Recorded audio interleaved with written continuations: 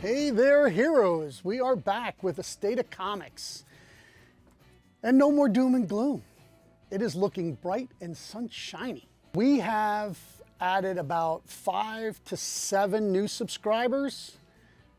I say 7 because 2 of them were subscribers from a long time ago who have returned. 5 of them are brand new subscribers this year. And the books just keep getting better and better. And I'm a DC fanboy, but I'll have to hand it to Marvel. Some of the stuff they've done recently is just fantastic. I can't say that it really started with Ultimate Spider-Man, but that was the first banger that came out that people were rushing in. People that I don't come to my store regularly were calling me on the phone, showing up at the shop. Do you have any of these left? Then it continued recently on the Red Band of Blood Hunt. That also caused big excitement, and then followed 2 weeks later with Doom, just book after book. And you know what the biggest thing about them are? Great stories. Oh, imagine that. We write good stories and we get readers, and they go out voracious for the book. They want to get the book. And the speculators jump on because they know the readers are looking for them so that they can make the quick buck on the quick turnaround, which is fine. Still can only buy 1 copy from me when I have them, but they enjoy hunting and making that turn. That's fine. But what it does show is that readers are coming back to the good stories that are being written. Black Panther, not quite as good as the Ultimate Spider-Man, but quality book. I think it started really, I don't want to say it started, but Ultimate Invasion, which was I think the end of last year, was a good book.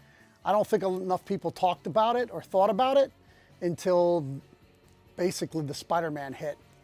It's a great concept. The writing is really good. The art is good. And it's, I think, hopefully, I'm really hopeful that the publishers see that quality stories and not variant covers are selling books out. A covers, that Doom A cover sold like gangbusters. Not initially for me. So I had it out.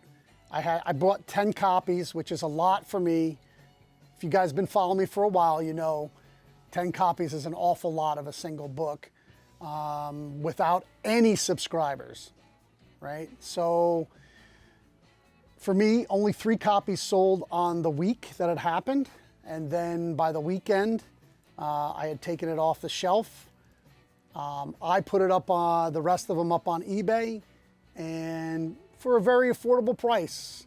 And they were gone. One person bought all of them. Probably should have held them out a little bit longer, but that's the way of the business. I need to turn books. It's not only Marvel though. So everybody knows that I'm a big fan of the Bear Pirate Viking Queen. That sold out. First print sold out. It went to second print. Also Monolith from Image, the Spawn universe, that also sold out. Books are selling out, and more people are coming in looking to get new books. Very, very good sign for comics. DC has had some really good, solid books, but sadly, so many people have shied away from DC in the last year that they're not going back. They need something bigger than just a good, solid book. The art they're doing is amazing. Their B covers and C covers are insane. You guys know that I don't get the variants because I can't buy 25 and hold on to them. But the 1 in 25s and 1 in 50s have been really crazy good too. I don't do them, but I know there's a business for them, right?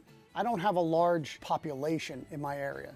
So it's hard for me to spec on a book to get a 1 in 25 or make my own variant. It doesn't make sense for me. And look, speculators moving in and out of the market. If it starts to dry up with speculation, there's not a lot of stuff to make money on, they'll leave this market for something else. they might leave it for the fine art community, or for vinyl records with different covers and, you know, first day prints and stuff like that. There's a whole collectible market going on in vinyl right now that any one of these guys could shift over to very easily. They're very good at finding niches and exploiting them. Not exploiting in a bad way, just profiting on them, which we're all trying to do, right? They just happen to have the way to get in and find and market something that may not hold that value long term. Very healthy market. Here's some of the ones that have sold out recently. Doom #1. Yeah, I don't have any more. Ultimate Spider-Man one. I don't even have a third print. Okay. And we had Blood Hunt #1 and the red. Maybe we could do some digital magic. I'm sold out of everything. I'm gonna order a lot of Helverine that's coming up because I have 4 or 5 people who've jumped on to subscribe to that. And how crazy is that? I haven't had a five people subscribing to the same book since before COVID. And I have at least 5 people for Helverine. And I haven't seen all my subscribers to see if any of them wanted to add it. I started doing some long distance.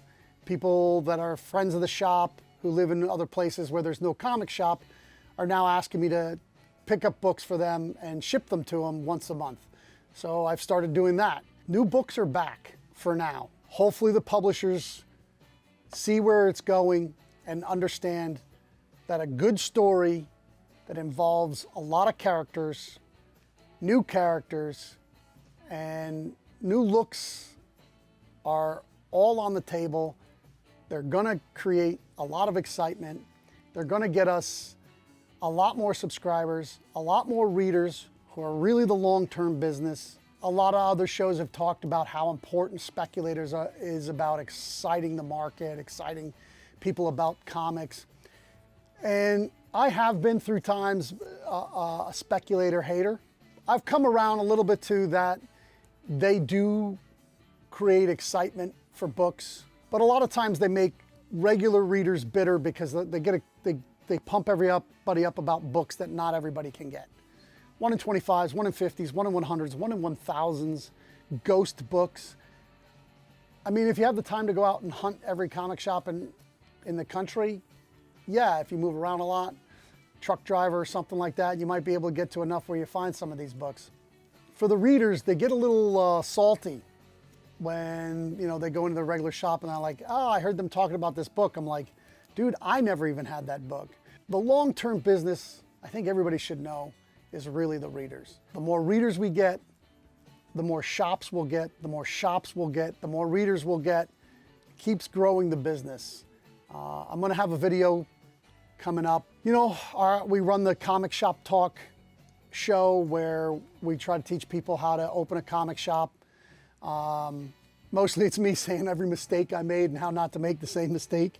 I've been contacted by over 5 people who actually have opened up their store and have given us some credit to inspiring them and helping them along the way. So we will be doing a show with a kind of a shout out to all the stores who have opened up recently, because we need them. Because for everyone that's opening, there's always one closing.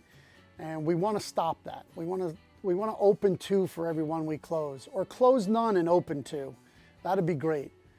I don't know if we'll ever see the numbers of like 18,000 stores again, but 10,000, like that's another 8,000 stores. But that would be a great number. That would really make the comic book business healthy again. It would help all of us. It would help every store.